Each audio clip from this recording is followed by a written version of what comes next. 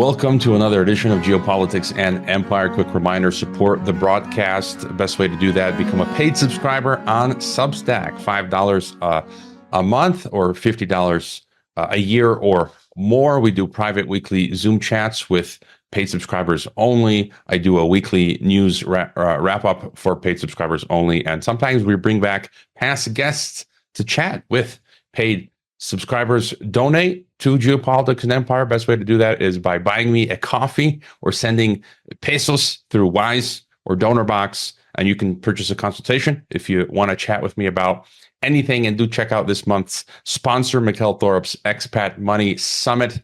It's a free online summit taking place October 7th to the 11th. You can watch it for free. It'll be streamed for 24 hours. But after that, you'll have to then purchase the upgrade, VIP upgrade, which is, I think, $497. But if you use the promo code Empire, you'll get $100 off. I'll be also participating in one of the VIP panels there. And people like Ron Paul and Scott Horton and Doug Casey and Mark Faber will be speaking there. And it's all about internationalization. So if you're looking for your end of the world getaway or ideas on how to get second or third or fourth passports and residencies, check out the Expat Money Summit. And do check out also my affiliates like Wise Wolf Gold, EasyDNS.com, Legal Shield, and others. And leave a podcast review if you have not already. Returning to the transmission, it's been quite a while. My friend from the Netherlands, Rico Brouwer, he's got a great podcast, Potkaars. The link is in the description. Welcome back, Rico. Hi, Roger. It's a pleasure to be back. And indeed, we go back a couple of years. We met in 2018, I think. I met Alfred de Zayas at an event about Catalonia. And through him, I ran into you because you were her student back in the day, I think. And I consider you my friend. And we did some work also over the last years, marathon live broadcasts. Same would go for Alfred de Zayas, who's a returning guest with me also, and also partly Dutch. Yeah, I mean, it's been fun. I can't believe so much time has passed. And I think you first reached out to me, and I was that was, I think as you say, you're I would say probably one of the fewer podcasters that I'm closer with. And we did that election live stream in 2020. We had the WikiLeaks editor, I can never pronounce his name. Kristen Ruffenson. Yes, among other interesting folks. And I asked Kristen if he wanted to be our guest, and it was the election night where Trump lost. And he said, well, it's going to be middle of the night. And I said, yeah, well, we're going to be up anyway. He said, yeah, well, it's true. So he decided to be our guest. Also a long time ago, no? Lots have changed since then. Yeah, and you were mentioning in the message that things are just accelerating. And also, you were my very first guest on my TNT radio program. In March of 2022, you were the first of the three guests I had that day. I think they were Jose Nino, Matt Errett, and yourself.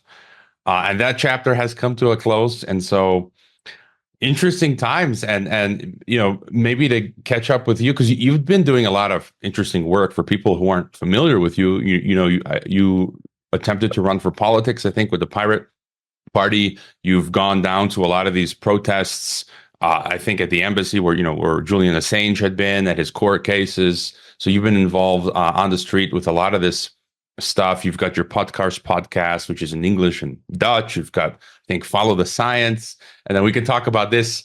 I just got your vinyl. You wrote a song, Bitcoin, Not Gold. The link is in the description so people can go to the website and listen to it. Oh, I can't. Posters.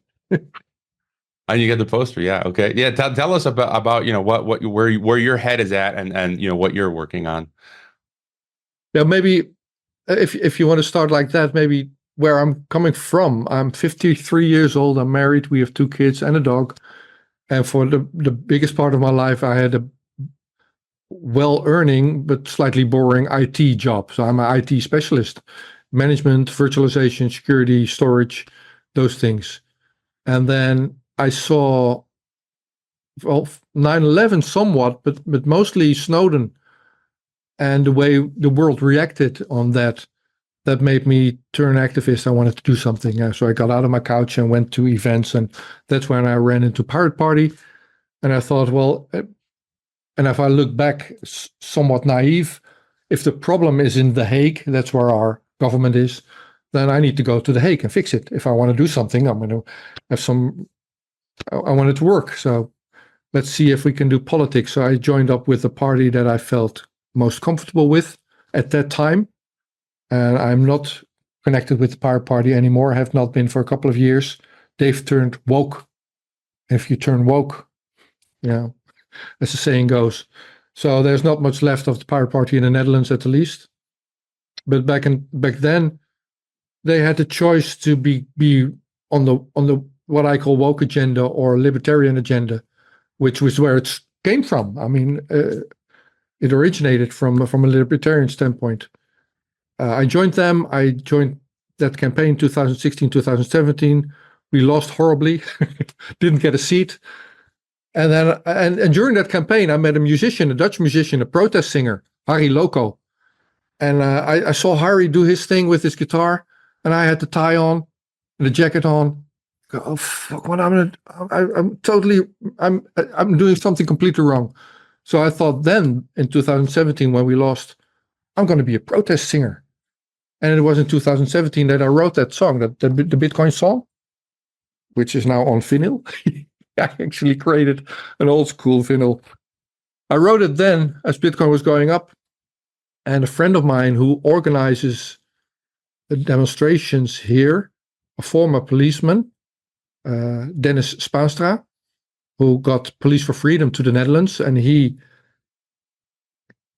now no longer a policeman, and he was fired partly because organizing demonstrations. But he's a sound engineer also. And Dennis said, if there's one song that you want to record, which one would that be? I'm going to record it properly for you. And I said, well, this is where it all started, and it's going to happen again. So let's do the Bitcoin song. But you have to play the guitar. I knew Dennis. He was here. I interviewed him, and I saw his passion for guitar playing. So I said, well, you have to play the guitar. So this is my song. I wrote it. I came up with it. But everything apart from singing and bass guitar is played by Dennis and his computer. But he hacked the system. As a former police officer, he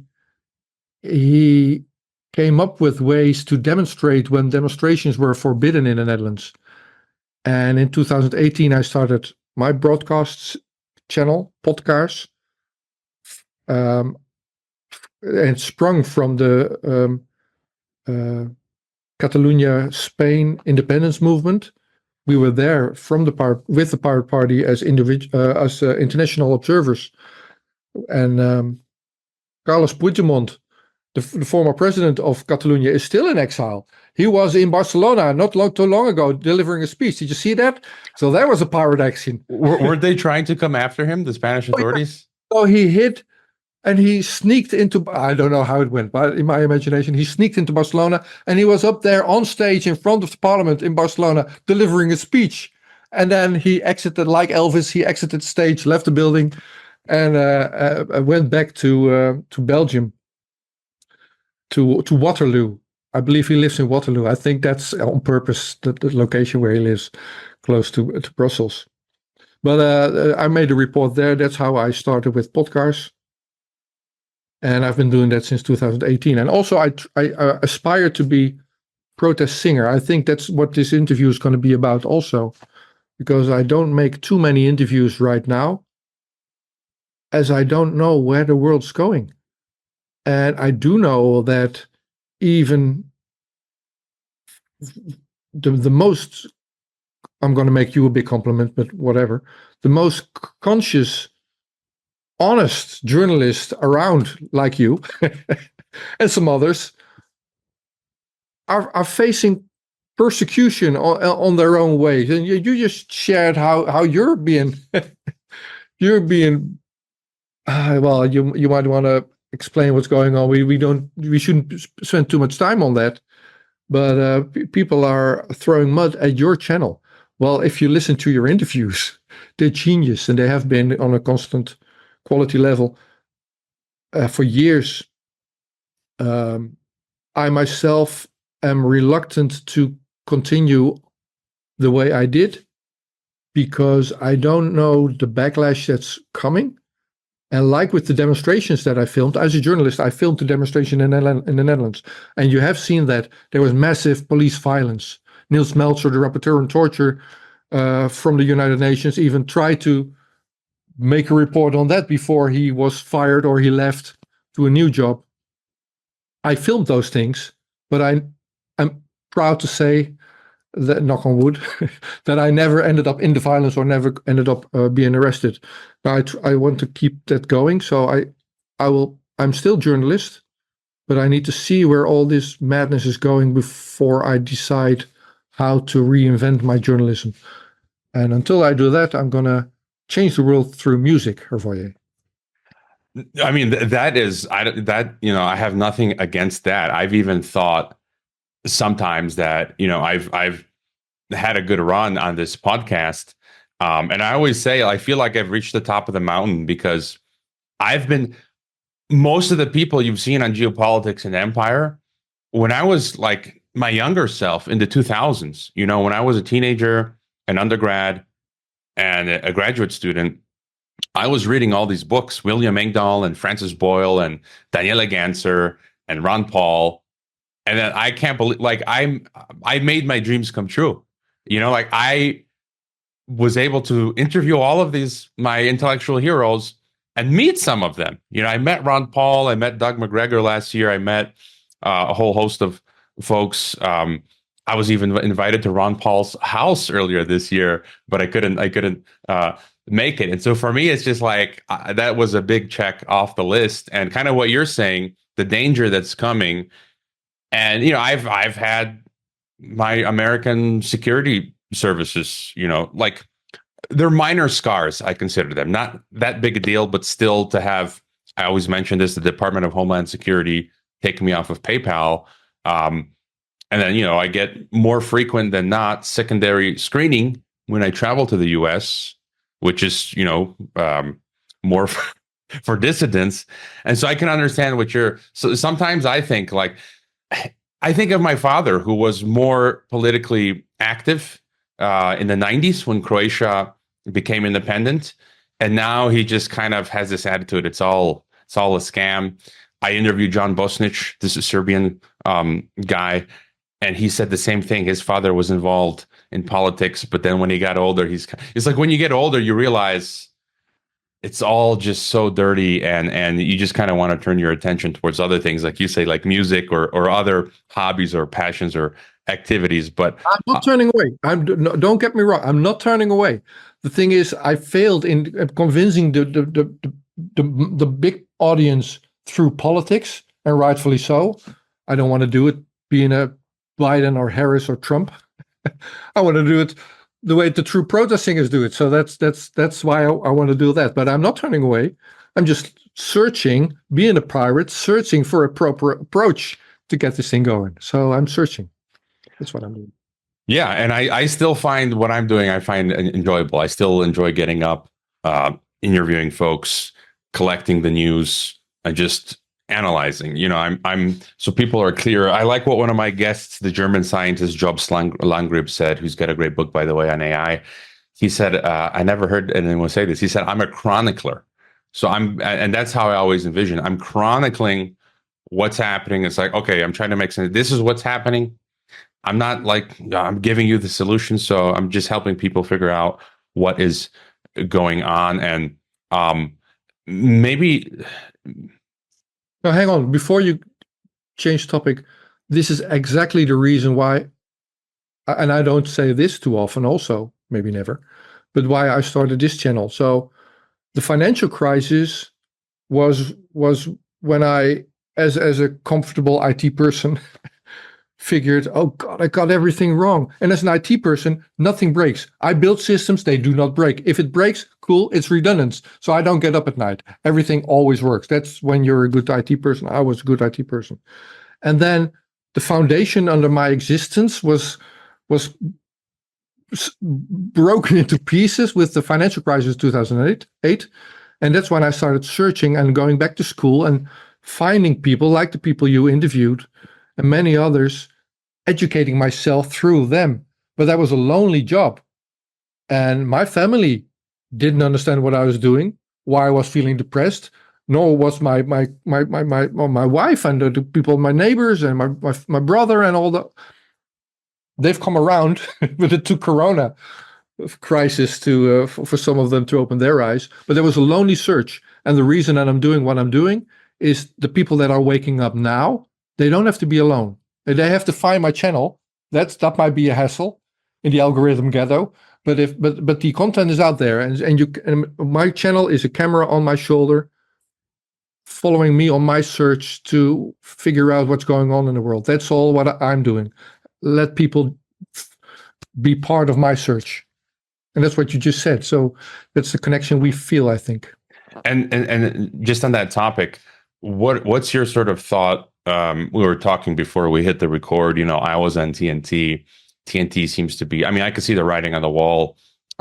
They just dropped, a dozen, most of their presenters, and it's a financial issue.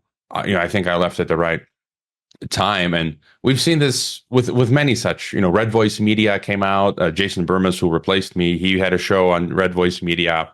They cut him. They didn't have the money. What's your take on the podcasting space or the alternative media space? And it's a broader topic. How has it changed? I see there's people who are, there's controlled opposition. There's, I'm sure intelligence has infiltrated. There's grifters, there's narcissists, there's people trying to do good work, but it's difficult in the environment. How have you seen it change in your opinion, and where do you see it going? Yeah, I will go into that. But when did you start Guadalajara podcast, Geopolitics and Empire? What year? I count from 2012 was when I started YouTubing, and then 2015 is when I formalized the actual podcast. So, so that's many years before me. I was 2018, but still in the Netherlands, and so that's my reference, right? Netherlands. Many channels came up in the Corona time.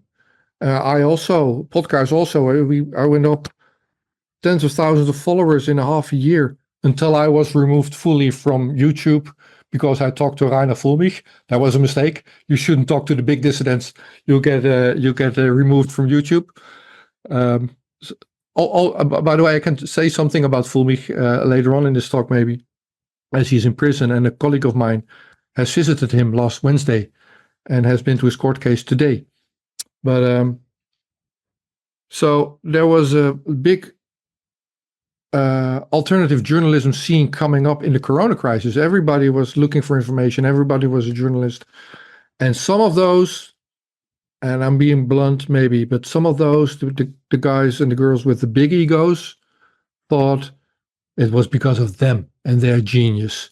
And money was coming in, and they were great, and they hired people, and they got the big cameras. I don't have the big cameras. This is just a curtain in my house. Back there's my garden. And once this talk is over, I open it up again and let the dog go out. That's what I do. I don't spend the big bucks, and I don't solicit the big audience.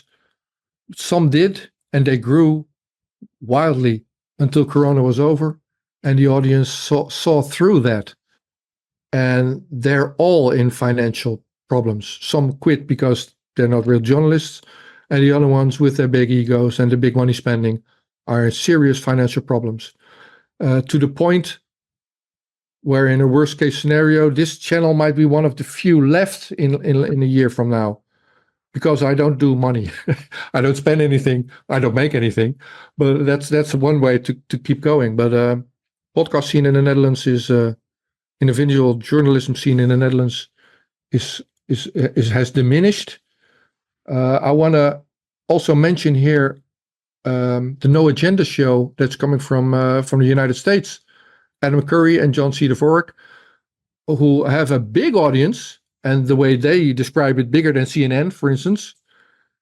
And they don't charge people for money. They just say, well, this is our value. We do the best we can. We do it twice a week.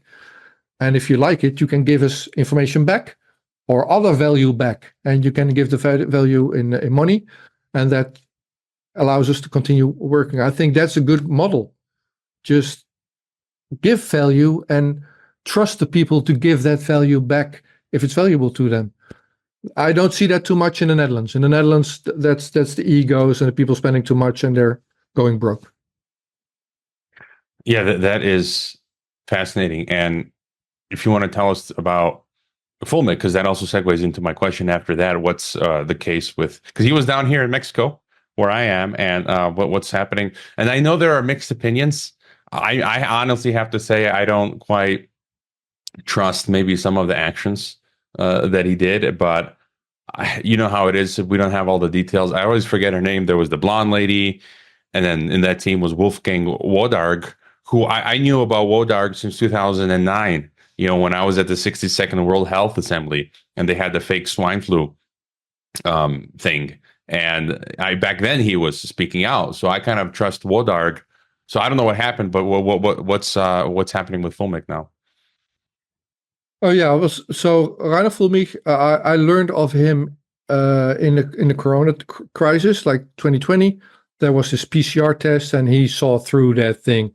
And he is a lawyer that has taken big organizations to court, and he bragged about that in a podcast in an interview or a monologue that he did halfway through 2020. It got 1.5 million views. I saw that and I reached out to him and I interviewed him. Mine was big also. Mine was the reason that my channel got deleted on Christmas Eve. So Potkaars is like a candle, right? A microphone with a little flame on it. It got blown out on Christmas Eve because of that interview. Now, what Fulmich aspired to do was do a massive global class action lawsuit. That's how he started against the PCR test and all the illegal measures. And one thing led to another, and he did his weekly interviews on Fridays, and he got massive amounts of donations. They got massive amounts of donations. And the Corona Auschwitz is the way they call it in Germany. Was supposed to be a foundation, I think, but it never was formalized, I think. But they got lots of money, and they had to put that somewhere safe. Now, where are we going to put that money? Because our bank accounts are going to getting closed. Move to another bank account, or move it to a private account. What are we going to do? So they proposed, and they agreed in writing to buy some gold, and for him to invest it in his house that he was going to sell. So it's going to be in real estate for a while. And that's the way that money was parked. And then someone in his team, and I forgot the name also, the blonde lady that you mentioned, said, well, he took that money for himself. Now that claim was the reason that when he was renewing his passport in Mexico, he lost his passport. He went to an embassy, I believe it was in Mexico. He was put on a Lufthansa German aircraft, moved to Germany, and there he was arrested. So basically he was abducted. And he's been in German prison ever since. Now that statement that he stole money from the foundation has been retracted. So the lady said, no. I want to revise my statement. So there's lawsuits week after week in Germany now. A colleague of mine, Jamila Lepere, has been going to those for the last couple of weeks. And she's actually visited. So she ran into people that know Fulmich, and she said, oh, I want to visit them. She said, well, come join us. Come with us. You have to ask there with the court and then go to the prison there. And she did it, jumped through hoops. And then she talked to Fulmich last Wednesday on a visit, and said that, and she's going to make her own statements later on when we film that. But he's in good spirit, even though he's suffering. But he is in good spirit and very eager to continue his fight. But he is in isolation. And he only gets to talk to people, I believe, 3 times a month.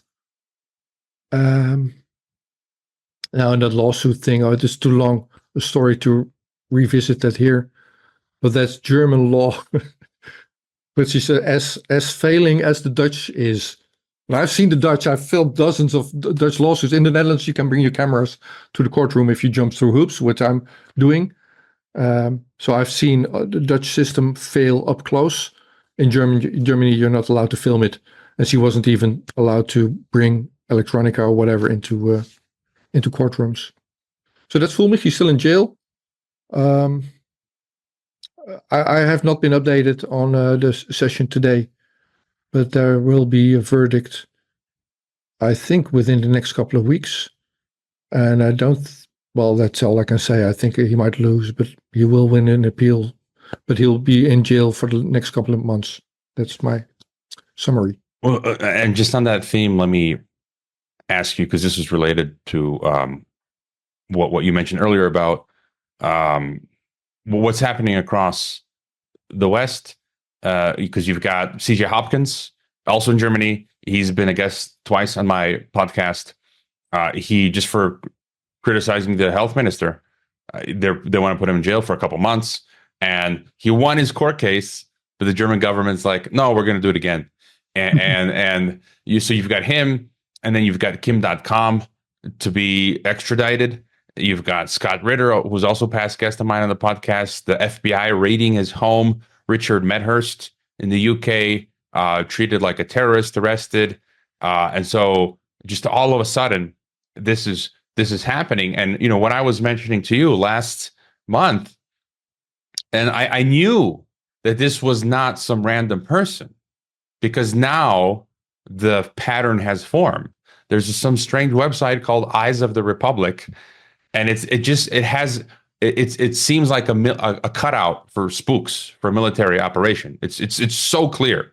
And then there's a few other Twitter accounts that are working with this guy, and he started making all these connections between alternative media and podcasters to make us look like we are Russian agents. And maybe some of those guys are connected. I'm not. But he did an entire write-up and was tweeting all the time photos of me and saying I'm alleging I'm a Russian agent. And at the same time, you have what's happening to Scott Ritter, Jonathan Turley, who's this well-known American lawyer. NewsGuard went after him. NewsGuard is a front for Pentagon NSA. And now the New York Times article was published just yesterday saying U.S. is investigating Americans who worked with Russian state television, and it said that Russia's exploiting witting and unwitting Americans to create and spread narratives that were favorable to the government of Putin, that these personalities post content on social media, write for various websites with overt and covert ties to the Russian government. So de facto, right there, when this New York Times article came out, I'm like, okay, so this was all, it's clear now, this was coordinated effort. New York Times, NewsGuard, raiding the houses of Scott Ritter and Dmitry Simes. He's the son of he's a Russian-American, commentator. His home got raided also by the FBI. This website writing about me, and it's just like, it's clear. Now, again, the state... So what are your thoughts on where we are in the West and the UK stuff? You saw Keir Starmer saying we're rolling out facial recognition. They're arresting 60-year-old grandmas for thought crime. What's going on, Rico? It's funny that I was in London a couple of times leading up to the release of Julian Assange. So there are protests in Parliament Square. And I was at Belmarsh prison. And one of the last times that I was there, I was with Jamila, who's now doing the Fulmich case. And at customs, they asked us, oh, what are you going to do? My answer would be, well, we're tourists. We're going to see London. That's my safe answer. But she surprised me and said, no, we're going to go to the Julian Assange rally. It's on Parliament Square because this and that. And she went out of her way to sound controversial. I said, why? Afterwards, I said, why did you do that? I mean, I was uncomfortable. I said, well, let's see what happens. I mean, this is coming. How is customs going to, or the border control going to respond if you say that? There was no response at all. We had a nice chat and we were allowed in. I wonder when that changes. I wonder if I'm getting second checks now, like a year later, that I didn't get then. But things are changing fast. Now the Kim.com case. So Kim.com built. He's a skilled IT professional, right? And when he builds something, he tends to make it big, and a mega upload and mega. He built the systems where you could share whatever content, and nobody would know, including him, what was on there. Now the copyright industry has been after him ever since, and they wanted to extradite him. He's now living in New Zealand, and they've been wanted to extradite him ever since. So this was bound to come to a close sometime. But right now, like a couple of weeks ago, or just this week, a little while back, the extradition order was signed by the minister in New Zealand. So Kim is now to be extradited to the United States. That is, I did not see that coming. At the same time, when you report on Gaza, on the Israel conflict, there was Richard Medhurst, I think, or Scott Ritter, who is vocal on the Ukraine-Russia situation. These guys are attacked. But even if you're now in United Kingdom, in London, if you dare to retweet something or like something, it reminded me of the Corona time, where in Australia, Victoria, in Melbourne, that was the harshest regime globally, maybe even. In retrospect, I feel that back then in Australia, they were testing how far they would be able to go. And Australia, in my fantasy, I like to stick to the facts, but this is just hypothesize. Maybe Australia went all the way and tried how far they could go. The Netherlands did that also. We had a curfew. A curfew, that's a war measure. A curfew doesn't work against a virus. I mean, after 9 p.m., nobody's on the streets anyway. You're not going to stop a virus with a curfew. But you were arrested if you were out walking your dog after 9 with me and my wife together. I had to do it by myself. Otherwise, you'd be arrested. I feel in retrospect, there was a plan going on. Australia volunteered to do their part. Dutch volunteered to do their part. And right now, the United Kingdom is doing their part. And they're arresting people for retweeting and liking. This is a new level of stifling free speech. Is the UK going to allow it? Well, the people are. I keep forgetting the new prime minister's name. They're changing them to Keith Sturmer. What's the guy's name? Keir Jong-un. No, Keir Stalin. Adolf Starmer. Exactly. So who is that guy? Also on that topic, do you know who's the prime minister in the Netherlands right now? The guy is called Dick Schoof.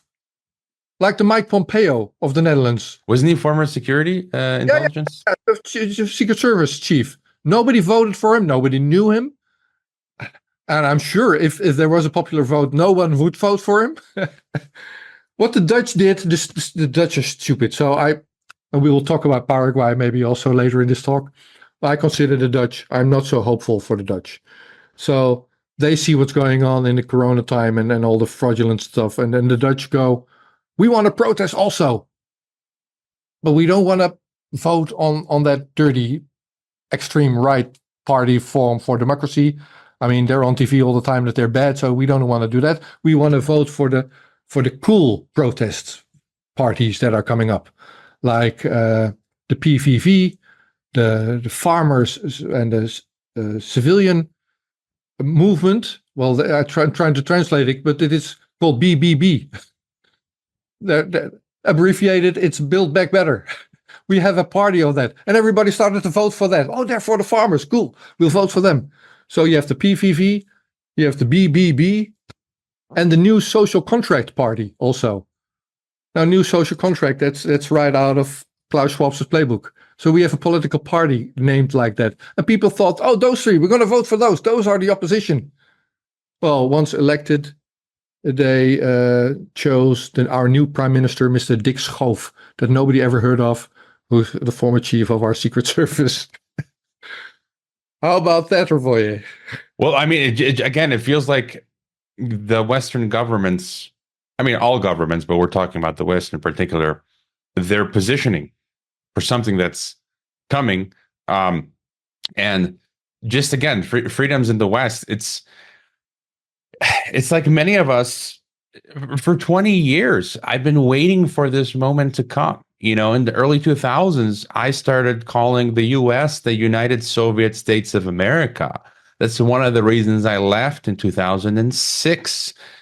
And it's, you know, if you understand what happened in the past, where we are, you can sort of extrapolate the trends. And many of us have been accurate, and it's here now. And, you know, it's getting worse, you know, and I don't know what we're all doing what we can, but I don't like to sugarcoat things. It's getting bad. It's bad, and it keeps getting bad. And just your further thoughts. I mean, we are descending into this brave new world, 1984 totalitarianism, and people are relocating. I know you have looked at Paraguay. Some of my listeners have been to Paraguay. They've told me about it. Some folks go to Uruguay. Some are in Mexico. Others are, I don't know, in Thailand. So people are going to different places. Your thoughts on that? Yeah, cool. That's two questions, the way I understand it. One is what's going on with the 1984ing that we're going through. Well, there's tremendous amount of hope also. I mean, we learn immediately of Kim.com and of the other guys. We have Assange been released now, and we see the fraud immediately. Whereas when 9/11 happened, or when the financial crisis happened, or when Snowden happened, or all those things happened, it took longer. I talked to John Kiriakou, the former CIA specialist, who told us about waterboarding on Guantanamo Bay. And he said, in Congress, everybody knew that there were no weapons of mass destruction. But it took years for me to learn. I mean, I was watching my CNN. I thought, oh, well, bad guys in Iraq. Right now, it takes a couple of hours before the bullshit coming out of mainstream media is deconstructed. And we know that it's a false narrative. They're not able to do their false narratives anymore. Bellingcat was demasked, exposed. They did everything through their Bellingcat. We know now that they're being paid by the Atlantic Council, and their information was false. Now nobody hears about Bellingcat anymore, and they're trying to build new outfits like the one that's now harassing you.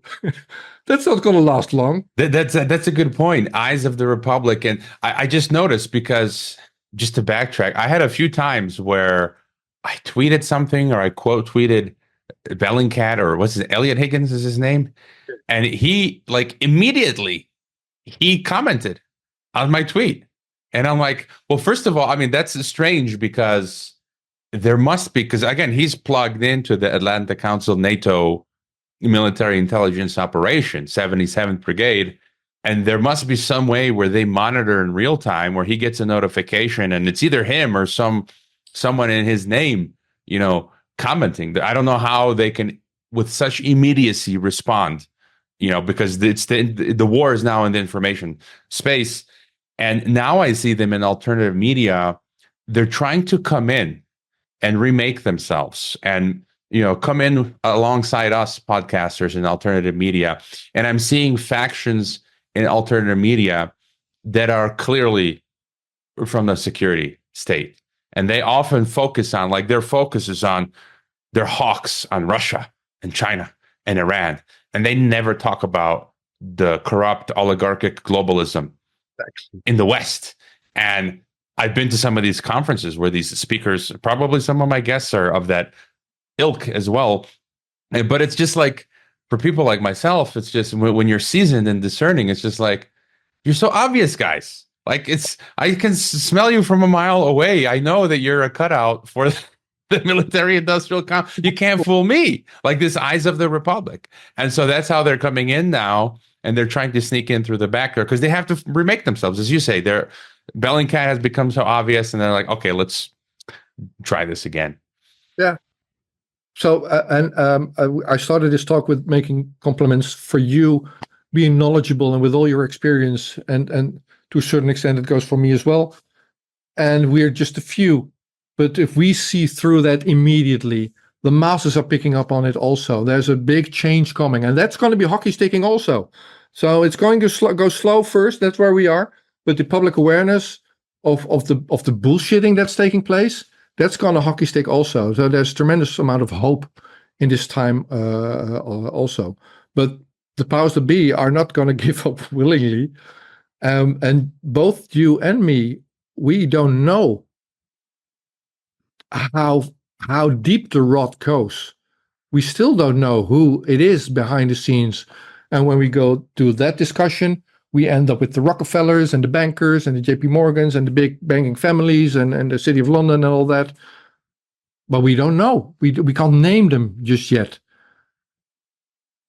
So we might be in for some surprises also. Come on, Rico. It's the Jews. That was sarcasm. I'm being joking. I don't believe that, but it's for the listeners who leave me those comments. I've touched on this before. I'll go to Paraguay in a moment, but proverbially speaking. But let's talk Russia for a moment. So in the Netherlands, there's a very small outfit protesting peace, advocating peace on Dam Square. So in Amsterdam, in the middle of Amsterdam, in front of a war monument, they have their monthly peace protest. And they advocate. There's a little fly here. It's annoying. You see me. Maybe it's one of those Pentagon mechanized, Yeah. So these guys are doing their peace protests partly out of anger, and I joined up with them a while back. But I had so they asked me if I wanted to be a public speaker or I want to do some songs on the stage. I said, yeah, I want to do that, but I'm not going to do that in front of either Palestinian or Israeli flags. I'm not going to do that for Russian or Ukraine flags. I mean, what are we going to do? All nationalities there? Are we going to be Olympic Games flags parade? We only need one kind of a flag, and that's a peace flag. Then you'll have me on stage. So they did that for a while. We had the doves and the peace flags up there. And I did my speeches on the stage, and I did some peace songs. I was the protest singer that I set out to be in 2017 on Dam Square, on a very small outfit. But that thing made the mainstream media newspapers as being a pro-Russian outfit financed by the Kremlin. Pretty much the same criticism that you're getting. Now, I know these guys. They don't have any money. They're buying that diesel generator with their own money and that little tent that's blowing away. Nobody's making any money from whatever outfit. They're just with themselves and not getting any traction in the Netherlands. And sadly, they've given up on the peace flags, and then now they're doing both the Ukrainian flags and the Russian flags, coming from their anger, I think. I don't think that's a good way, so I'm not playing my songs on that stage anymore. But they've been harassed also as being a Russian outfit.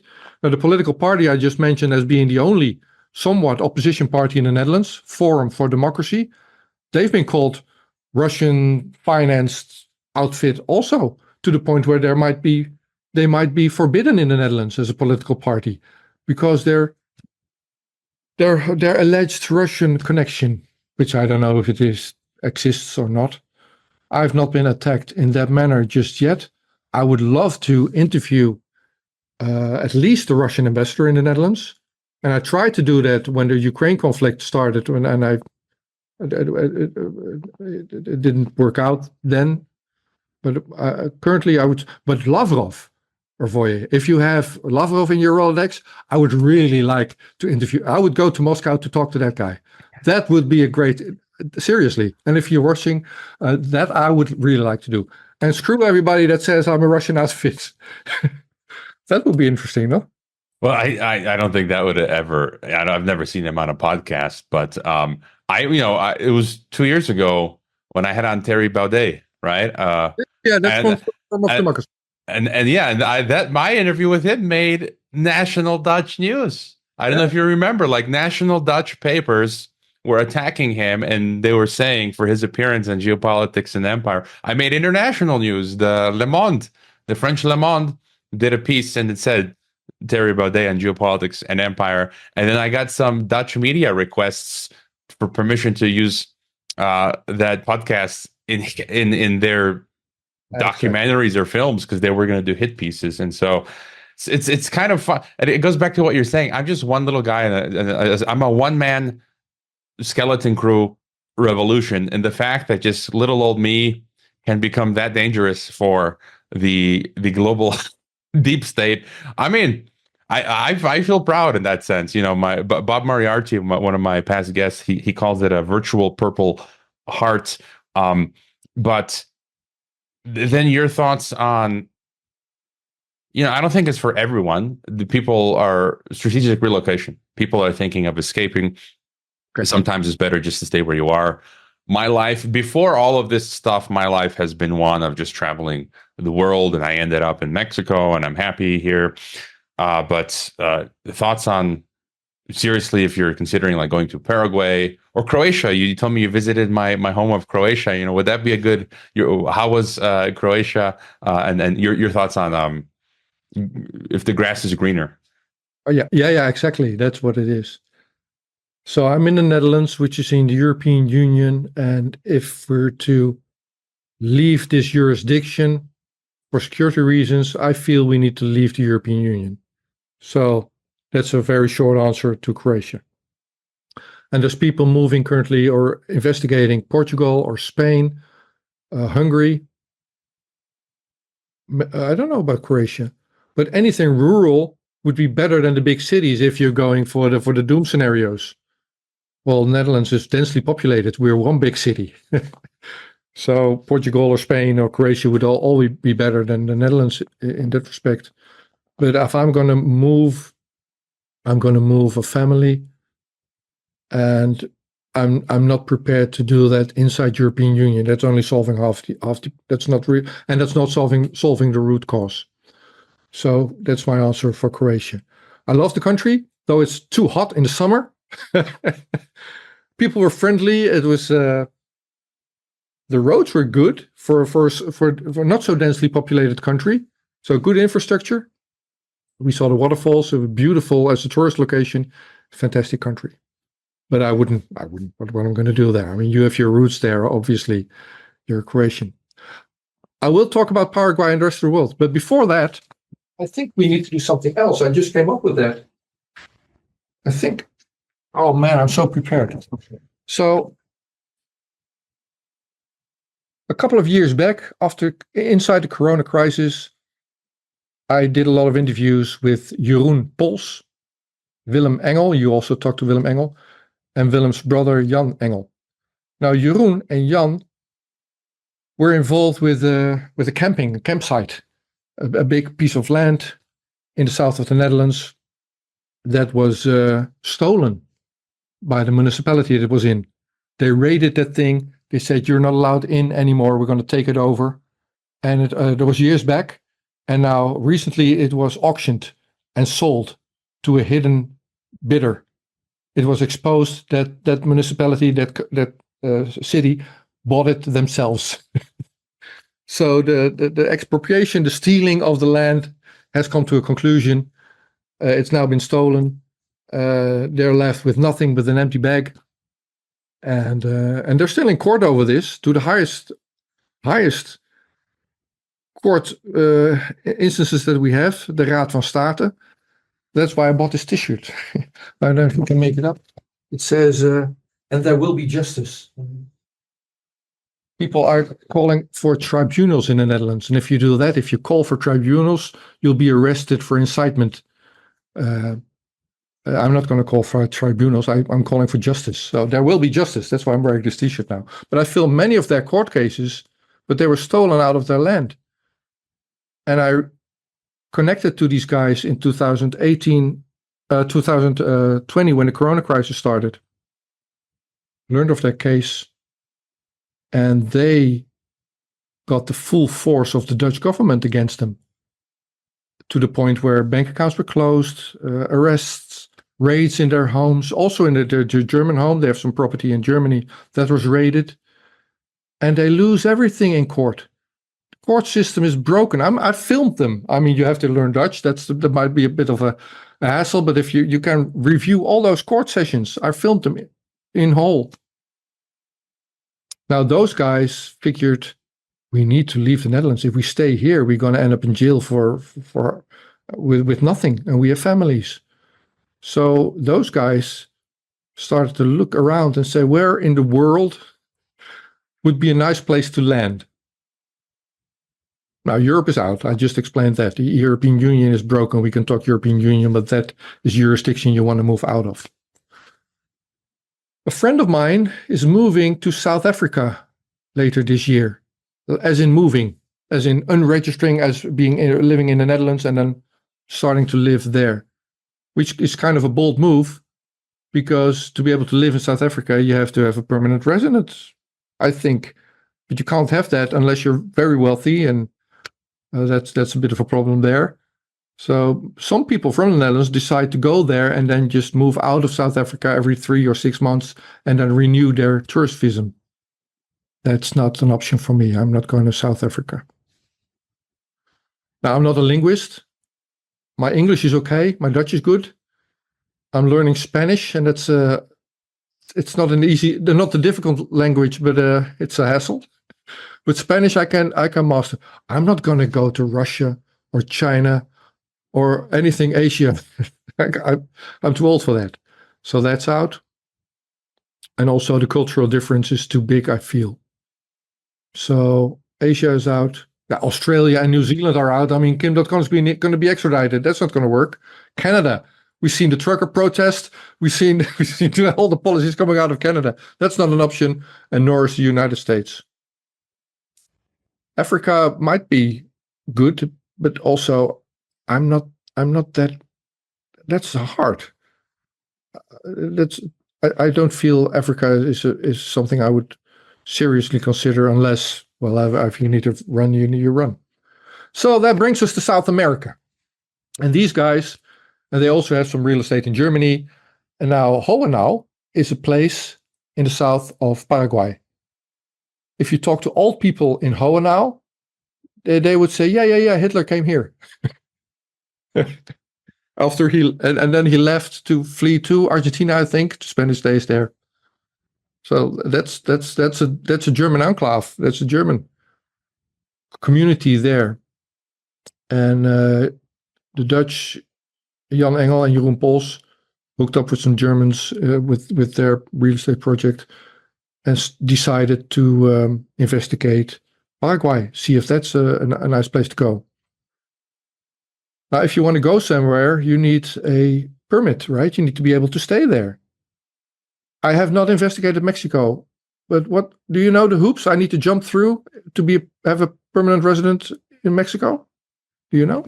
Yeah, well, just before that, I know it's counterintuitive for some of the advice given by the internationalization gurus out there in the Plan B stuff, that you don't want to be a citizen of the country that you're living in because then the government has less control over you. But especially if you have a family and stuff, and I'm just tired of dealing with, after what I've had to deal with Kazakhstan and traveling to Russia and other places. I hate paperwork. And I don't want to live anymore in a country where if I don't at least have permanent residency or citizenship, because anything can happen. And, I'm a Mexican citizen. It's just like I have, certain rights, and they can't just say we're deporting you tomorrow. And I actually prefer doing that. Maybe others don't, but I'd rather be a citizen of the country that I'm living in. But it's good to have multiple citizenships because that sort of gives you then some buffer and other options. For Mexico, it shouldn't be too difficult. They're making it harder. And I think this is a global trend. I interviewed Todd Miller in 2021, I think it was. He wrote a book on the border industrial complex. And he said, he's an expert on the borders. He goes to these expos, and he said there's a scaffolding where the US is the model and the EU, and the US is assisting all other countries. They've got offices all over the world where they're helping all other countries to create these strict totalitarian biosecurity exit and entry systems. And so that's why that explains why even Mexico now. I heard from an American the other day. He flies in 6 months on the tourist visa, goes back for a week and comes back again to Mexico. They've raised the requirements. So you have to, I don't know the details, but when I came in, it was much easier. But now to become a temporary resident in Mexico, I think you have to show a certain income, maybe like you make 50,000 a year or something like that. It didn't used to be like that, but I'd recommend it too, Rico, and for people out there. And there's a low physical requirement, like when you get the Mexican residency visa, you don't really have to be here much at all, if at all, once you start the process. So you get the 1-year temporary residency that renews, I think, for like 4 years, and then you get permanent residency for the rest of your life. You can come and go, you can buy property, you can stay, and then that eventually gets you Mexican citizenship. So, yeah. South America does not particularly appeal to me. I mean, what I know of it is every country has gone through massive inflation, has gone through revolutions, has gone through uprisings and unsafe situations. So the entire South American continent is not particularly appealing to me. So this is and I apologize to everybody who knows their history.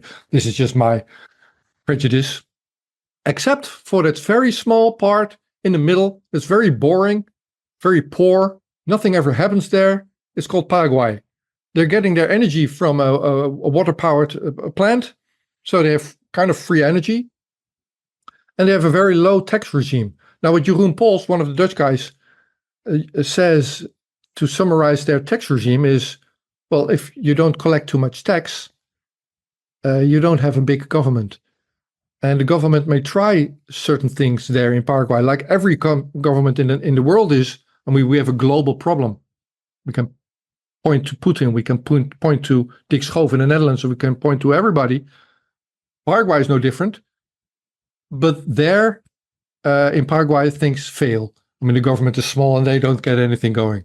It's a cash-driven society, so they can do their CBDC. It's not going to work. Most of those government policies are not going to work. So that's an ideal situation to ride out whatever storm is coming. I think he has a strong point there.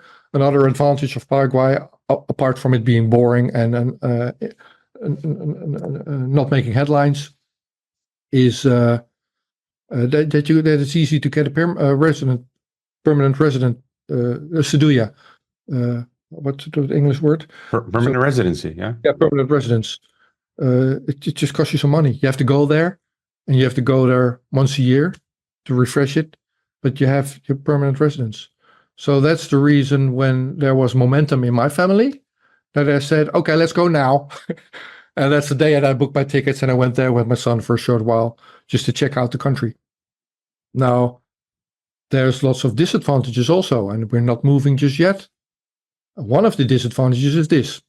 So there's dozens of Dutch guys going to Paraguay currently.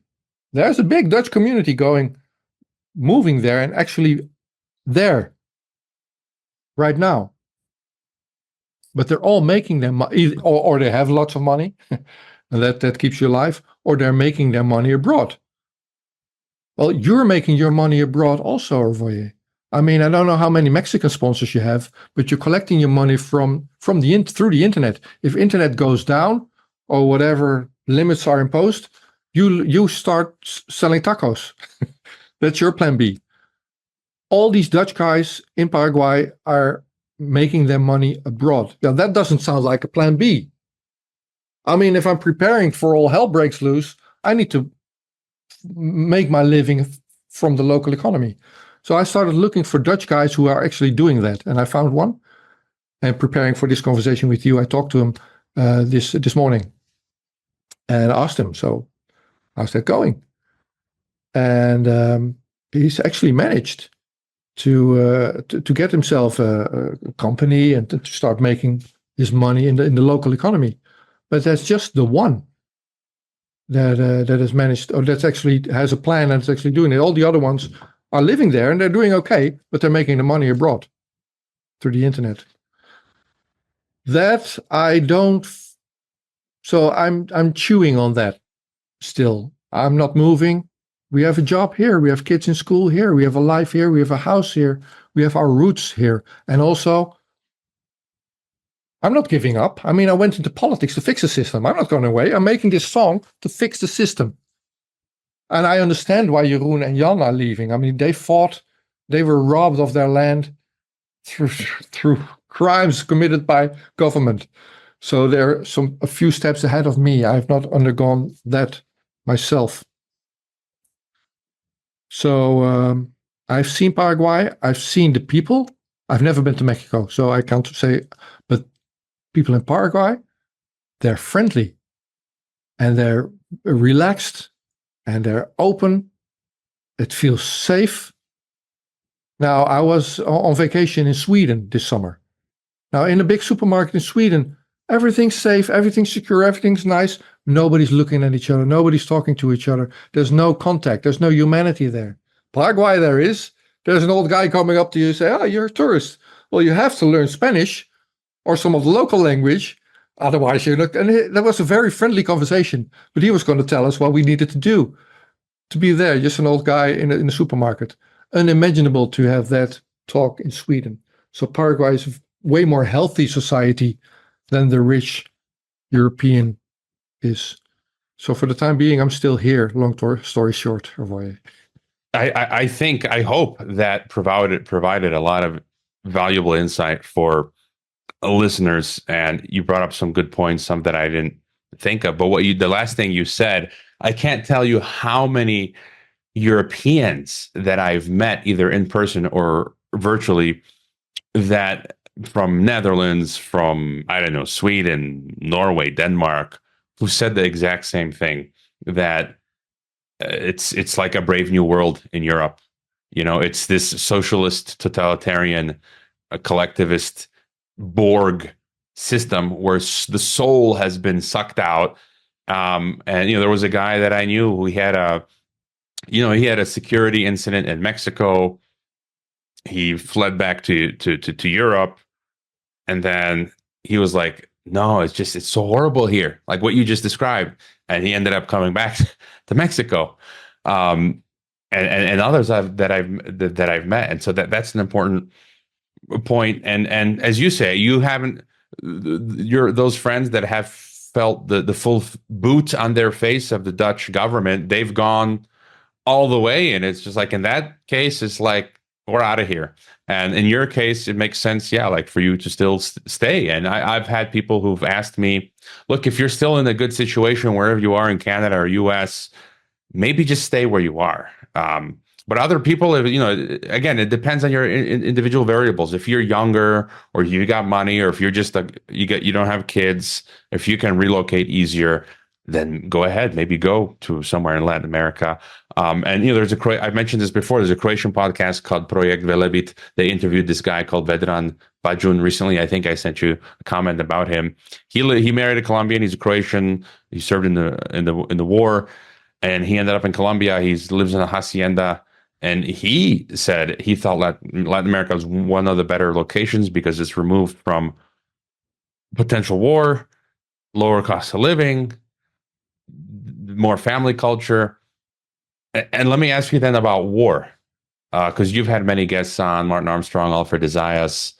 I think, have you interviewed Kees Vanderpeel, who's great? World War III, what are your thoughts? I think they're going to eventually take us to war. What do you make of the situation in Europe with Ukraine, Gaza, Iran, and Taiwan, China, and all that?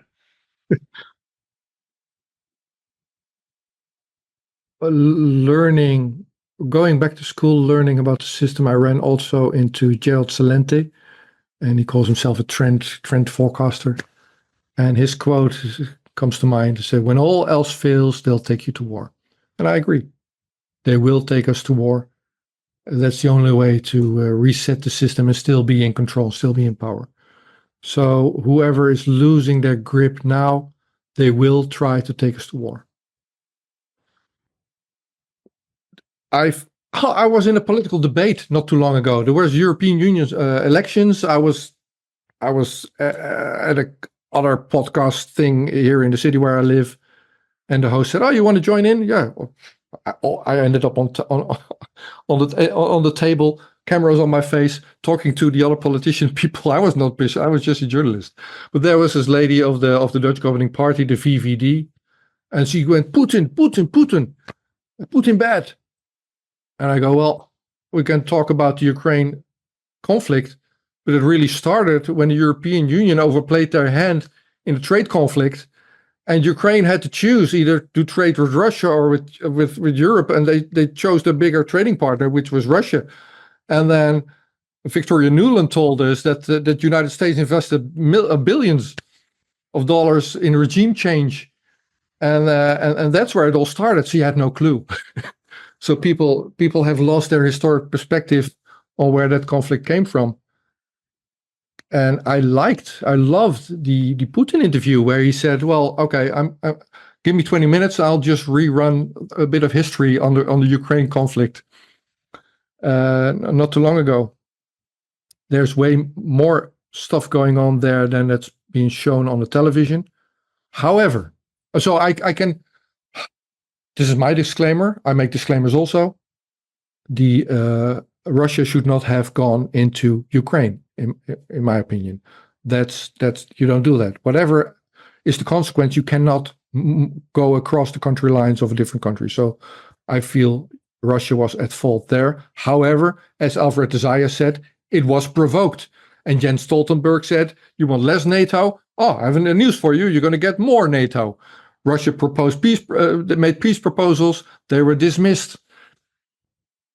Obviously, Russia had to do something, but it was provoked, and that's how the conflict started.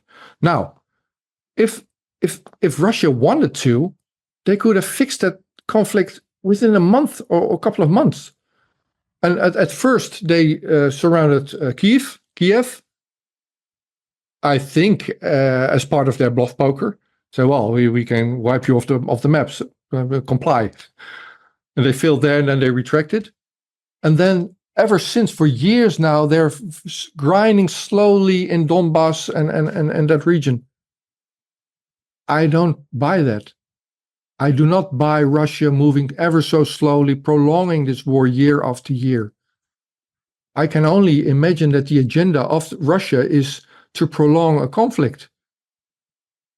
Okay, but then Russia is on the same agenda as NATO is. War. Russia is working on their CBDC, as is Paraguay, as is everybody else. So there's an agenda there that makes me very uncomfortable. I don't trust Russia any more than any of the other countries. I like that they gave Snowden asylum, though. That was a cool move. So that was cool, and also that they stand up for the people in Crimea who voted to be part of Russia and the people in Donbass. So I believe Russia is sticking up for Russia and for people close to them, like the Russian-speaking people on the east side of Ukraine. But there's more to that conflict than just that. If Russia had wanted to, they had fixed that conflict in the first year. They didn't. So there's an agenda there for them to prolong the conflict, which makes me very uncomfortable. Now, I think if it's Putin or his administration or whatever, they're making a brilliant move over the last years in reducing their state debt. Russia is one of the least indebted countries in the world. Now, I feel it's a financial problem is the bottom line. Now, if you cannot be blackmailed through your state debt by the Bank of International Settlements or the big bankers or whoever is doing it, that gives you a tremendous position of power. Those would be the questions I would like to ask Lavrov if I ever talk. Now, he's never going to talk to me after saying this. But Russia almost has no state debt. So that's a brilliant move of Russia over the last couple of years. Remove that. And then they're starting their BRICS. Now, the BRICS are starting to build a currency also. They said they were going to link that to the value of gold. That's a smart move. But all those countries are doing the same policies as all the other countries. China is up into its neck into debt and into Bank of International Settlements constructions like all the other countries. So I don't see any hope in BRICS. They're playing along, but they're trying to position their country the best they can for the best outcome for their individual position of power. Now, in that playing field, European Union is the loser, I feel. What do we have? Ursula von der Leyen, the Queen of Europe, That's not going to work. See, as though, Putin and Xi must be laughing at what the EU is, and also must have been laughing at Biden. Or are they? Or how much is everybody in on it? I haven't a clue. Now, Trump says, I'm jumping through all your interviews now, yeah? Trump says Elon Musk is going to be on his administration. Trump says RFK Jr. is going to be on his administration. Musk is big corporate. He is Tesla. He is SpaceX. He is the industry. Well, that's what Mussolini did, no? Like merger of state and that's what we call fascism. That's where it sprung from. So I don't trust Musk as any more than any of the other guys. RFK Jr., I have some doubts on. I read his book on Fauci. That was cool. So he did what's it called? The Children's Defense? Children's Health Defense, yeah. Yeah. That's very good. So I would love to see him in control of healthcare in the United States. That would help. But that doesn't mean I trust him. Now, the Israeli conflict with Gaza, I believe it's a genocide. I don't know what I can believe on TV, but I believe it's a genocide. Gaza is being killed. Now, hopeful on a global scale there. I mean, I feel for people in Ukraine on the left and on the right side. I feel for people in Palestine. I feel for the Israelis. But on a global scale, the hopeful thing is they're not getting their war just yet.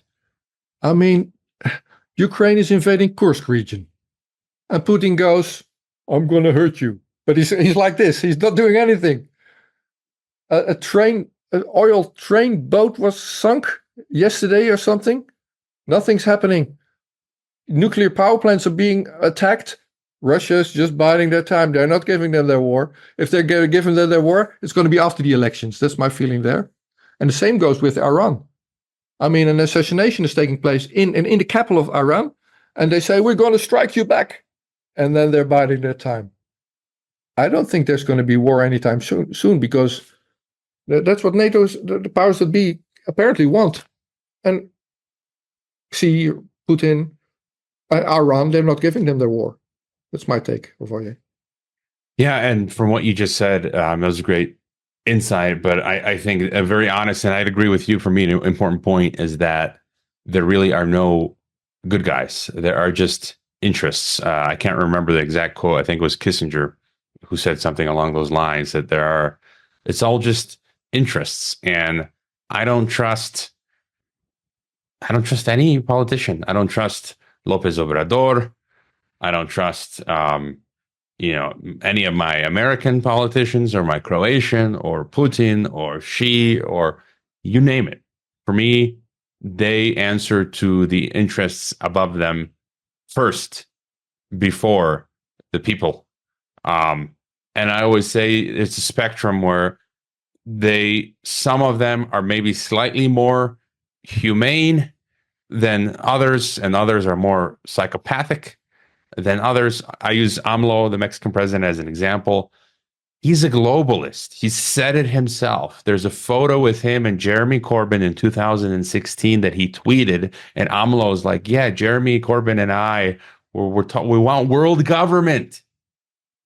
AMLO's like, over and over, he's like, we need to integrate Canada, USA, and Mexico on the EU model.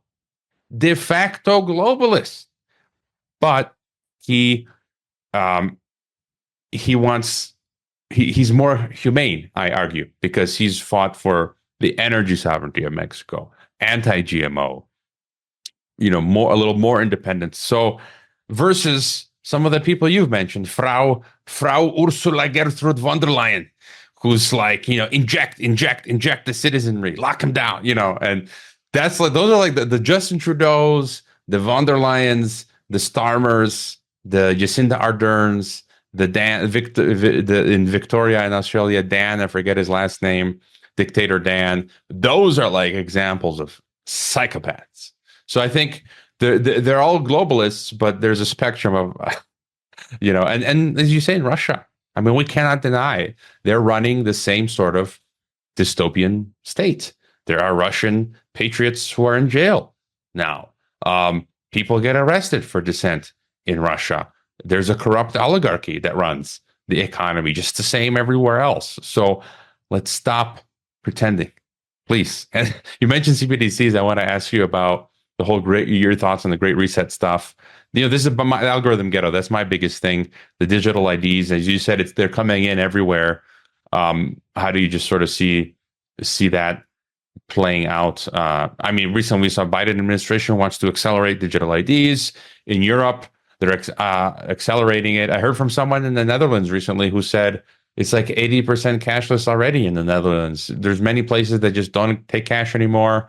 My recent guest, Nikola Mikovic, who was in China, he said pretty much it's all QR codes and phone payment apps. You can't really survive without it. And so how do you see the whole Great Reset CBDC digital ID project going? I'll go to that. Respond to what you just mentioned first, the psychopath thing. I took it up on myself to follow the DNC, the Democratic National Convention, and see some of the speeches there. Oh, I feel for you. Oh well, no, it was very educational. I had fun doing that to a certain extent.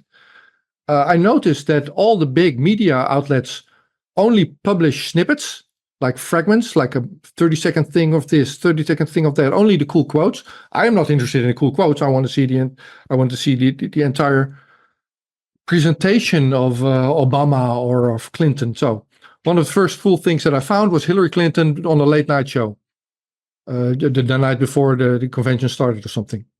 Now we know Hillary Clinton. We know her track record. We know what she's done. Talk about psychopaths. Now I see her as a very friendly, you have to like her, elderly lady. She's very likable. You don't even see anything in her eyes that would set you off. The same with the drone king, Barack Obama. Nobody's killed so many people abroad as, and by the way, under Obama, they went after Snowden. And then I saw Joe Biden's speech, and I'm going, oh, wait a minute. I've seen Joe Biden against Trump. I believe that was the true Joe Biden, so he's not dead. But the guy at the DNC, that's not the same person that was debating Trump. It is not the same human being. And when you see the Biden filmed from behind, the back of his head, looking at him in front with the beady eyes, there's a resemblance. I don't know how deep the rot goes, but I feel that was a stand-in. So it was very, very educational. I liked seeing that. And also later in this talk, maybe we should talk about Trump and the assassination attempt on him. We might have different opinions on that one. But on CBDC, I know you're of the opinion, I think I know you're of the opinion that Bitcoin is a CIA project, right? It's my suspicion. Again, I always state the case that I've got theses, different like scenarios, and I could over time change my opinions. But with Bitcoin, I'm of the view that it's from them, whoever them is. Now, I've interviewed many whistleblowers over the last couple of years, and however hard you try to hide your source or hide yourself, if they want to find you, they're going to find you. Most of them have been found sources for journalists also. Now, Satoshi Nakamoto managed to escape all of them, the white paper writing person or group. Oh, that's an achievement. So nobody except him manages to elude the services in the United States. So that's a giveaway. Let's say it's created by United States government, by CIA. Let's say that's the case. So what? What's the disadvantage? Can't we use it as a tool for ourselves then? They may have created it. Can't we use it for good, or should we abandon it and leave it there because it was created by the wrong people? What's your view on that? I mean, our argument there that immediately sprouts to mind is DARPA created the internet that we're using now. Exactly. They created GPS that we all use to go to our friends, homes or meet with our friends for dinner on the other side of town. and so on. And he created Facebook, right? That is making the lives of people wonderful, sharing photos and friends and family stuff. So, I mean, leaving Facebook, Instagram, and WhatsApp was of my own choosing. I was never censored there. I decided if the behavior of people is the money-making machine, then I'm not going to be there. So I have no presence there. But I can imagine this was instigated for the wrong reasons by the wrong people. But it's a tool, like the internet. This was thank you for that. Like the internet, use it for our purposes, for good. Sweden is very much cashless. Everything goes there by card, even our app. So I'll continue answering the question, but I like this conversation. So this is my new phone. It's a Graphene OS phone. So this would be the Snowden phone, right? You buy a Google Pixel. That's the only hardware that it runs on. And yeah, then you've got to plug the Google Graphene OS. You have a Graphene also above phone. So yeah, there you go. The reason is, it's not that I feel I'm being listened on, but sometimes people reach out to me and I don't want to be the person with malware on it. So I'm trying to be secure for that reason. So you need an app in Sweden to park your car. So you park your car, you go to this thing for paying the parking fee, and so download the app. So I'm the coward that says, I can't do this. So my family, my wife goes, try that. Takes them like 45 minutes to get the thing going. You can't put coins in the meter anymore in Sweden. It's the same thing here where I am, and it kills me. When I first came to Guadalajara, it was the coins, and now when you go downtown, there were a number of times where I just say to heck with it, and I just park and I don't pay parking, or I'll go somewhere more out of the way where you don't have to pay, or go to a parking lot where you can pay in cash, because I've tried. It's been a long while, but when I download the app and I put in my credit card and it doesn't work. It doesn't work. So they put you in a position where you can't even do it. There you go. But you can't pay for your food. You can't pay for anything. But they're turning cashless regardless. And the people are complying. Oh, and also you can't buy alcohol in Sweden. You have to go to a special state liquor store, which is nowhere. I mean, it's one big countryside thing, so they're nowhere there. So I had some issues with Sweden on the vacation. The Netherlands is not there yet. I wrote to our central bank a couple of years ago. I think it was 2015 or so. Who manages the number of cash machines that we have on our streets in our cities, because they were taken out of operation. There were less and less places where you could get cash. And central bank replied very decently. There was a very nice letter I got back. So nobody does. So it's the commercial banks that make things up for themselves. So nobody checks on that. I also had a correspondence with the central bank about our paper money, our banking bills. They're all numbered, right? Every banking paper is numbered, like with dollars. Every country does that. But they changed the numbering on the euro signs, on the euro bills. And I asked them, why did you change the numbers? Because the old numbers, you could see which country was the issuer. There were Dutch euro bills, and there were German euro bills, and there were Greek euro bills. Now Greece was in a jam. I had some euros stacked away for safekeeping, for feeling safe. I didn't want the Greek paper. I wanted the Dutch paper or the German paper. And they changed the numbering. I wasn't the only one collecting dollar bills under the mattress. So they changed the numbering on the bills, and they said we changed the bills because they're being what's it called? Forged. So we're going to change the bills to for safer bills. And by the way, we're going to change the numbering also. So how can I find which country is the issuer then? No, you can't find that anymore. So it's a secret algorithm. So it's still issued per country. Yeah. It's still issued per country, but you're not able to see who issues it anymore. So that was way before all the Corona stuff happened. Way before I turned journalist, I learned that. Some in Holland notoriously pay by cash, and I'm proud of them. And I think everybody should do that. Don't pay by PIN, and just go in line at the cashier, at the checkout, pay with money. And some countries do that. I like countries that do that. I love Paraguay for doing that. It's a cash-driven society. People pay with real money. But if the people don't do it, and in the Netherlands they just comply and they use PIN, and there's more and more restaurants and other commercial outlets that say PIN only. Sweden has many of those. Real big shopping centers, PIN only. The Dutch are not that far yet, but we're following along. It's it's the faults of the people, and we're going in that direction. Any thought on the economic situation? Because the other part of the goal is wiping out the middle class, and I just feel like we are seeing that happen globally. What's your feeling when it comes to, like, how is it in the Netherlands and in Europe? Do you think people are becoming poorer through inflation and whatnot? In the Netherlands, I think we're the only country, or it feels like that says we have a nitrogen problem, fertilizer problem. We need to save nature. We have to stop using fertilizers. At the same time, there's lots of Dutch people that are pointing at the sky every day and say, what's with all those chemtrails or whatever you see?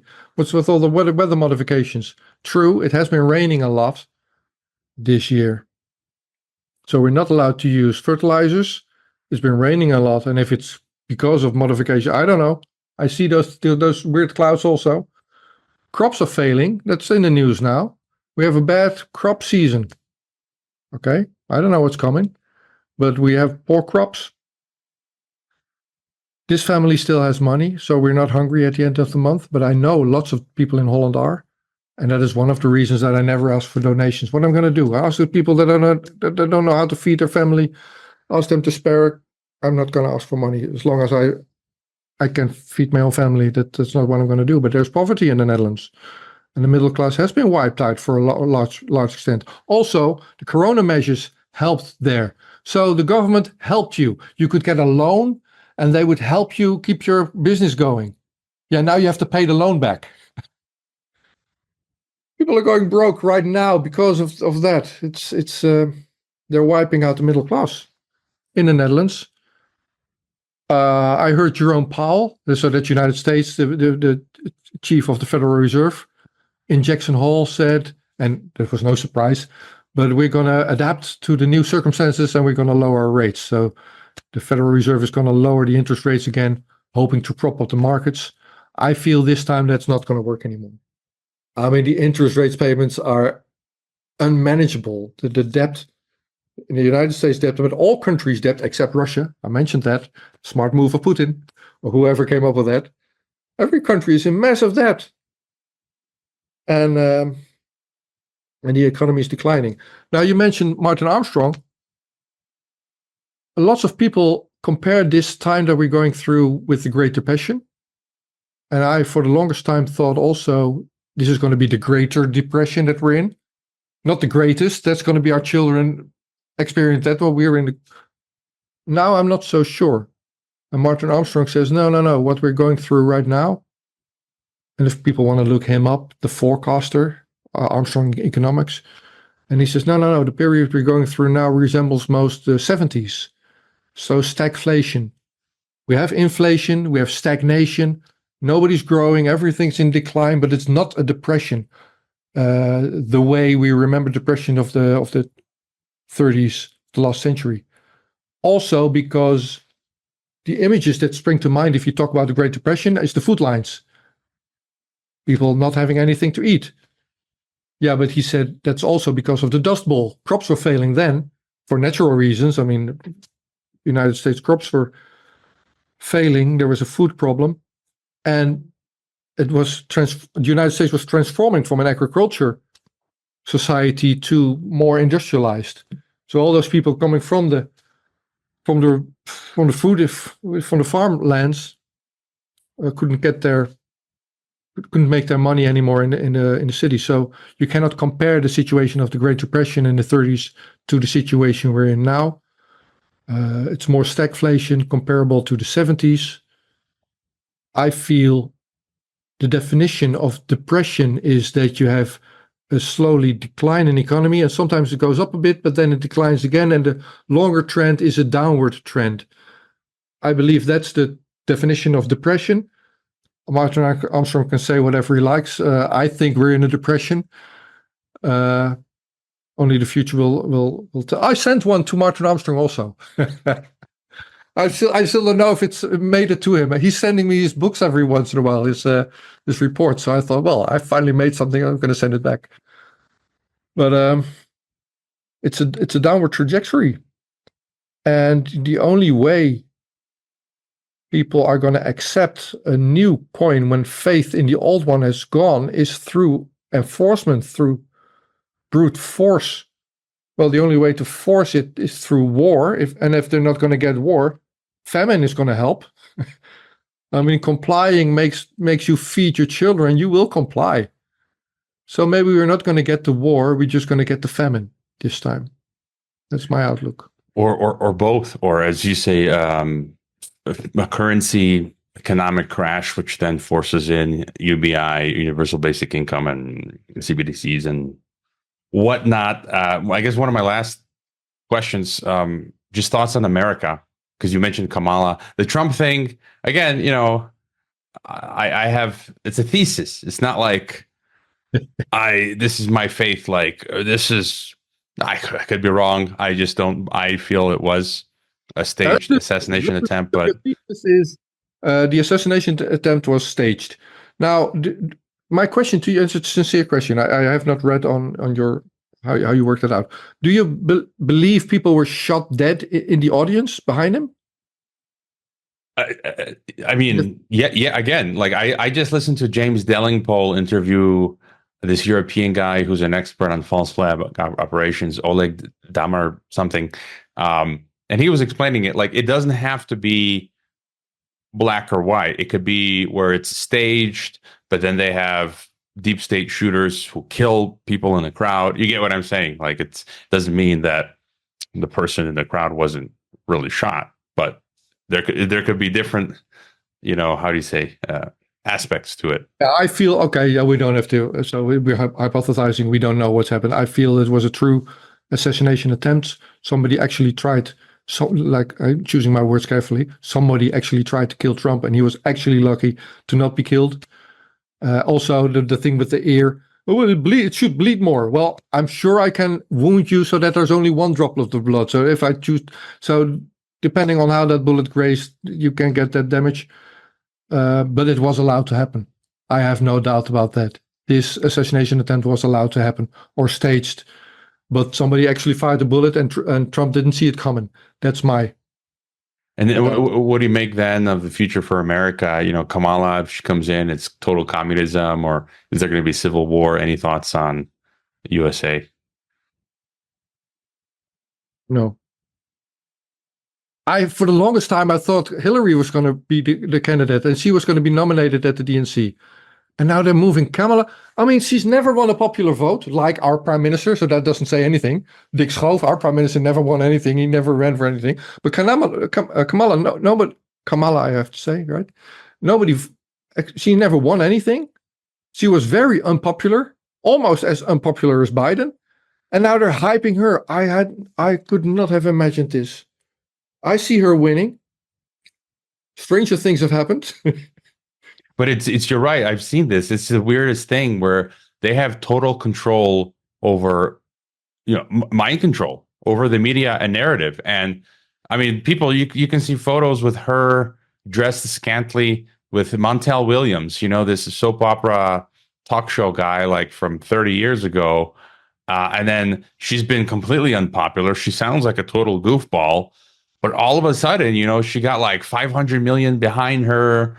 They make her look like this superstar. So they can make you look any which way they like. And then that creates this impression that gives her like a wind in the sails. So, I mean, they can make her win if they want, if the system wants. I learned through your podcast, I think, it just came to mind now. It was like a month ago that she actually used sex to make a career. up to a certain point as a attorney.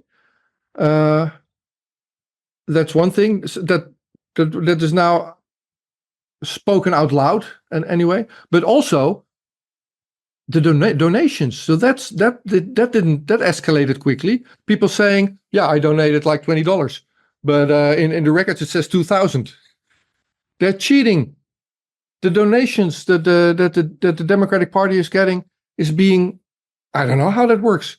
They're routing it through individuals that didn't donate it. What's that about? Or some dark money. It's I guess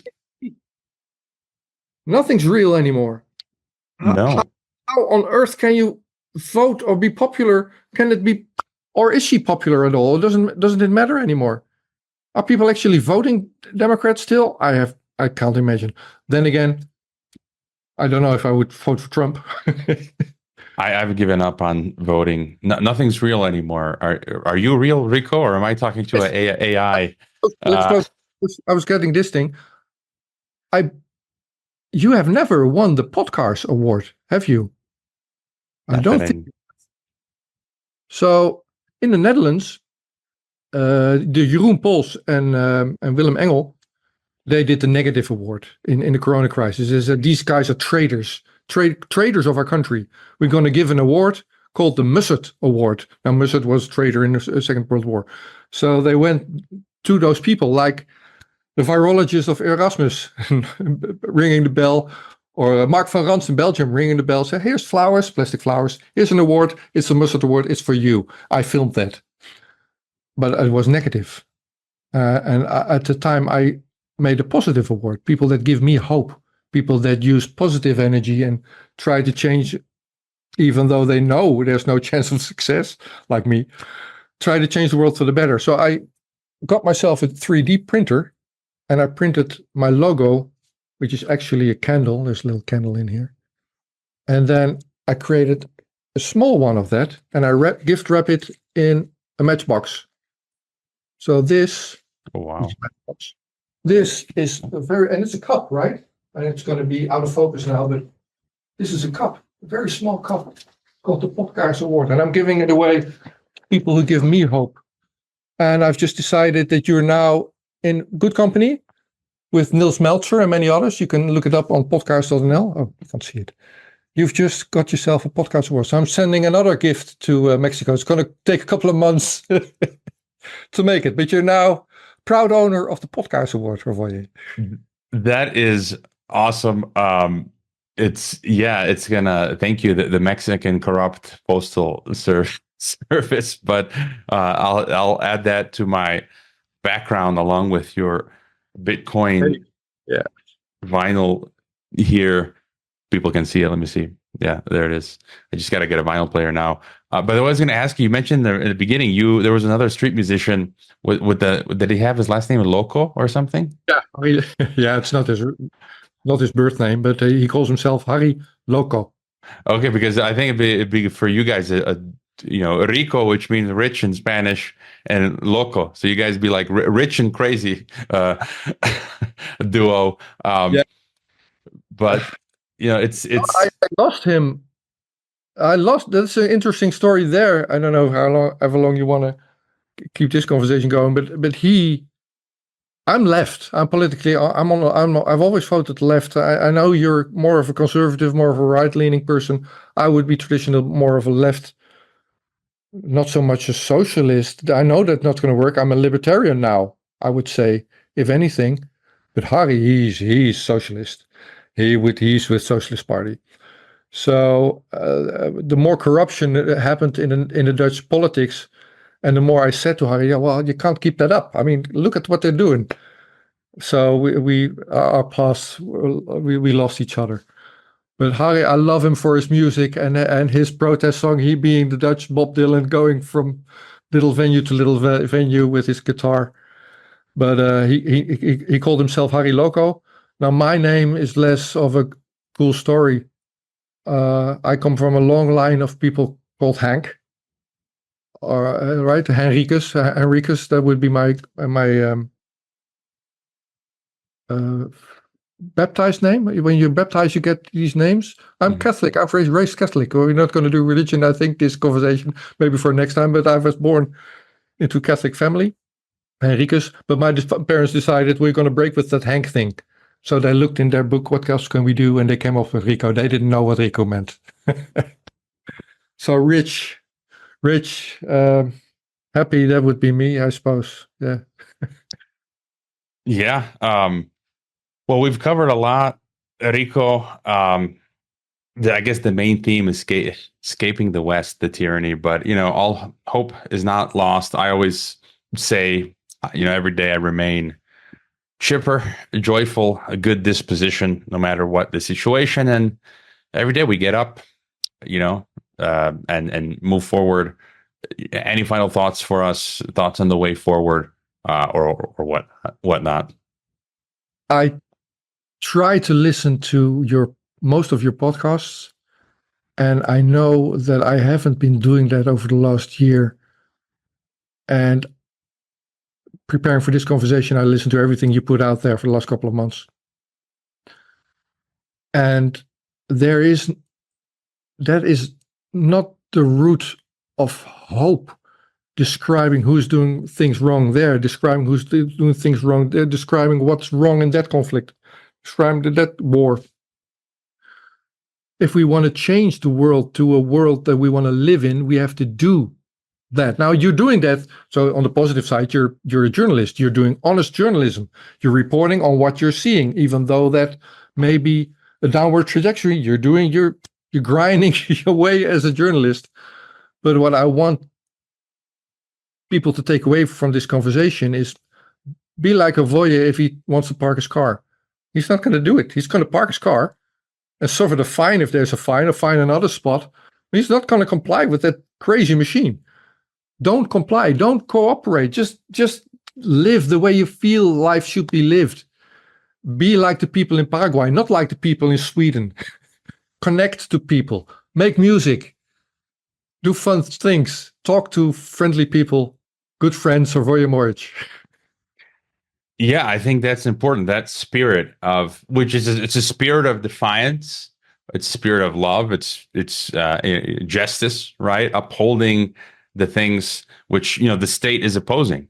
The state and the corporations now are shoving down our throats, and they can't take our attitude away from us, right? And so it's what Yuri. I bring him up a lot because he's impacted me. Past guest of mine, he might be going to jail, and he said, people like that have gone to jail, the Richard Wurmbrands and others, where they could still maintain joy, and they talk about freedom. I think even in the New Testament, the apostles talk about, like, you can't take, even if I'm in a cell, you can't take within me spiritually, in my mind, my joy away, my freedom, even though I'm in a cell. And so it's going to be an interesting future. Rico, tell us your projects. You've got everything's linked to your song, to the Potkaars podcast. There's stuff in English as well, and you've got this Follow the Science program as well. Do that briefly. So I encourage everybody to go to a website called C#.rocks. C#rocks. .rocks is a top level domain. So it's SEE sharp.rocks. Now C#, there's a note, right? There's a musical note. There's an old anecdote. You can read it up there, but we decided that's going to be the band name. C#.rocks is the band that created this song. I want everybody to share it. It's going to be a music video also. I went out of my way to shoot an old 80s style music video in front of an old Chevy van, black and white, film noir. It's going to be great. It's not, I can't show it just yet. But share this song. I want this thing to work. There's hope in Bitcoin. We have to hack the system. Leave your euro, leave the dollar, leave the whatever you're in. Invest, or I've got my props ready. Get yourself some gold, get yourself some silver if you have money. Just don't trust the CBDC issuing people that are defrauding you. I mean, open your eyes. Resist in that manner. So that's one project, C#.rocks. That's my song. I want everybody to promote it, see if we can hack the system and hack the musical industry, because I self-issued it. I spent lots of money doing that.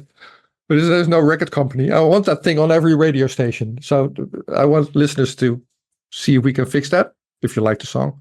The other project is Follow the Science.nl. Follow the Science. I do that with a professor in Holland, Michaela Schippers. It's her channel. She was censored away from Erasmus University, the biggest university in the Netherlands, in Rotterdam, one of the biggest ones in the world. And she was not allowed to speak her mind freely, even on topics that are her expertise. Now, she can speak freely on her own channel. So we decided, well, let's build your own channel then and avoid censorship there. So I'm the techie and the journalist assisting her in that channel. We haven't produced much over the last months due to her illness and other reasons, but she's recovered. And actually tomorrow is her birthday, and I'm going to discuss with her leading up to that party how we're going to jumpstart Follow the Science.nl again. We interviewed Jordan Peterson and many other, Matthias Desmet, many other scientists of name. So we're going to continue to do that. If you want to silence science, good luck. We've got a channel for that. Then Potkaars is Potkaars.nl. That's my journalistic outlet with people that give me hope, like Avoye Morich.